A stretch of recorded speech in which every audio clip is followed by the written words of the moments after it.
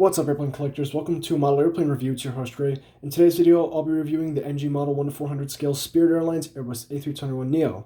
This model was released in May of 2023, if my memory serves correctly. And in this video, I'll talk about the box, then the model itself, and at the end of the video, I'll give my personal opinion about what I think of the model and whether or not I recommend it to the collectors. Bit of a personal note before we start. I actually got to see this airplane on its inaugural flight from Fort Lauderdale to Chicago. I went out to Chicago to go record it on its final approach, and I arrived with minutes to spare. I was almost late. I almost missed it, and I'm very lucky to have been able to see this plane on its first landing for what do they call it, commercial service, if you will. It was the first time that this plane was carrying passengers, so that's pretty cool. Alright, so starting off the box is a standard issue NG model A321 box at 14 centimeters lengthwise and height-wise, and 4 centimeters wide. I'll show you around the box now. So here's the front, bottom, right side, top, left side, and the back side. You may notice that the yellow on the box appears almost orange. It's like a yellowish orange. Now, this may throw you off. However, this yellowish orange does not correspond to the color on the model, as you will see shortly. So yeah, the box art color isn't exactly perfect, but again, the box doesn't really make the entire model. When you open up the box, you get the model fully assembled, painted, and ready to go, and a pink Collector Rewards Program card. And here's the model itself. I'm going to give you a quick 360 before I start my review. Fuselage length for the model is 11.5 centimeters, wingspan is 8.5 centimeters, and it's about 3 centimeters tall. Relatively small compared to most things and accurate to 1/400 scale. This model is also pretty heavy for its size because it's made primarily out of die-cast metal.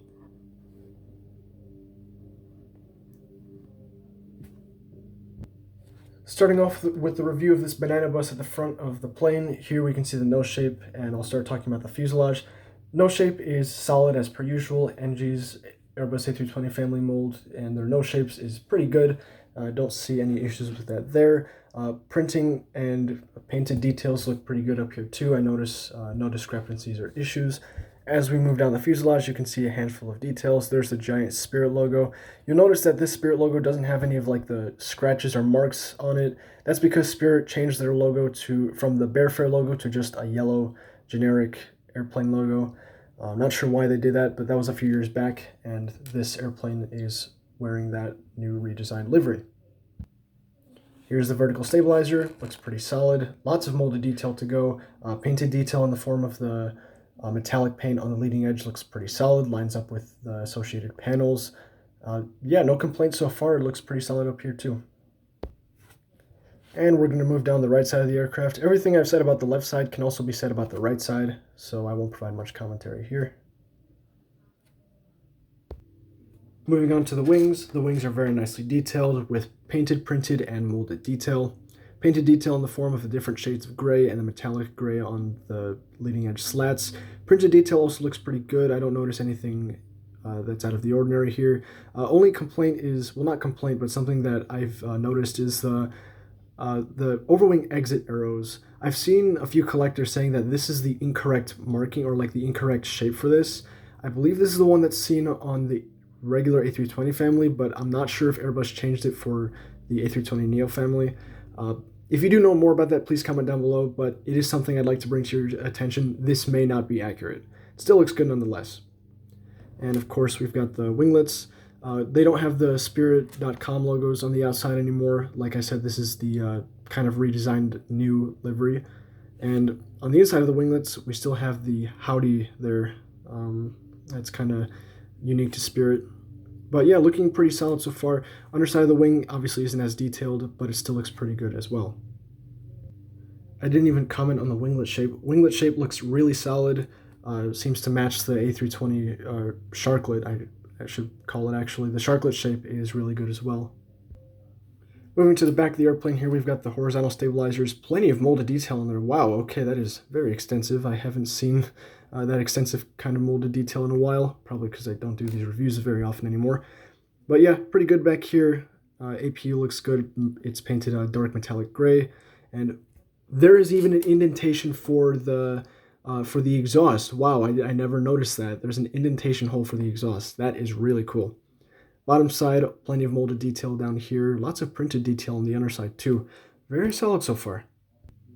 Now, of course, one of my favorite parts, the engines. We've got our big fat banana engines right here. These look pretty good. The exhaust nozzle doesn't seem to align with the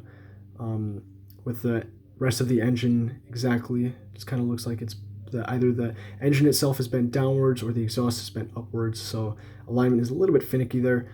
But yeah, detail on the engines looks pretty good. Engine shape looks good. The size is correct. Take some notes, Gemini. Yeah, and of course our fan blade details. NG actually had an issue where there was like a little ring right here on the fan blades, and this has been fixed. The fan blades look really good, painted a very dark metallic gray. So yeah, very good job on NG, or for NG doing the engines really nice. Seems as though the right side engine also has that same issue with the nozzle not exactly aligning. Okay, now I'm looking at this more. It might be an optical illusion of mine. Form your own opinion with what I've been saying and what you see. Moving on to aerial features. Surprisingly enough, this aircraft does not feature a sat dome. So of course the model doesn't feature a sat dome. That being said, there are only 3D antennas on this model. We've got two big ones on the top of the aircraft, one in the front, one in the rear, and a very small one at the tail of the plane. These look pretty good. Attachment of these is firm. I don't see any of them breaking. Alignment seems to be pretty solid, pretty consistent, so that's what I like to see.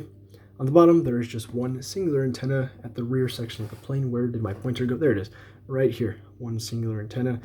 And down here you can see the extensive set of printed detail on the underside of the plane. Right from here, we're just going to transition to the landing gear. Landing gear on this model, good as per usual. Looks pretty solid. The wheels roll smoothly. They're made out of rubber. Of course, NG has been doing really good with the wheels recently. Here's the nose gear. Nose gear looks solid. You can see 6702 on the door there. And here's what the main landing gear looked like. Now this is a staring contest and a half. Look at the front of the airplane. Here we can examine engine clearance, wing flex, cockpit window printing, gear balance. Engine clearance looks really good. NG does a great job at this. You can see the engines are nowhere, or they're close to the ground, but it's accurate, so that's good. Wing flex looks good as per usual. Gear balance is perfectly symmetrical. Vertical stabilizer looks like it's almost symmetrical as well. Now the thing that I love the most, the cockpit windows, perfection. Pure perfection at the front of this airplane. I have not said that about a model in a while, and I love Spirit planes, so I get naturally excited about this. And of course, that raccoon mask makes this plane look so intimidating. I'm getting a bit off topic here. Very good in the front. I am very surprised. And with that is the conclusion of my review. Now time for my personal opinion and recommendation. If I hadn't made it inherently obvious, I love this model. I like Spirit planes in general due to their unique looks, and I always love it when they're replicated very well.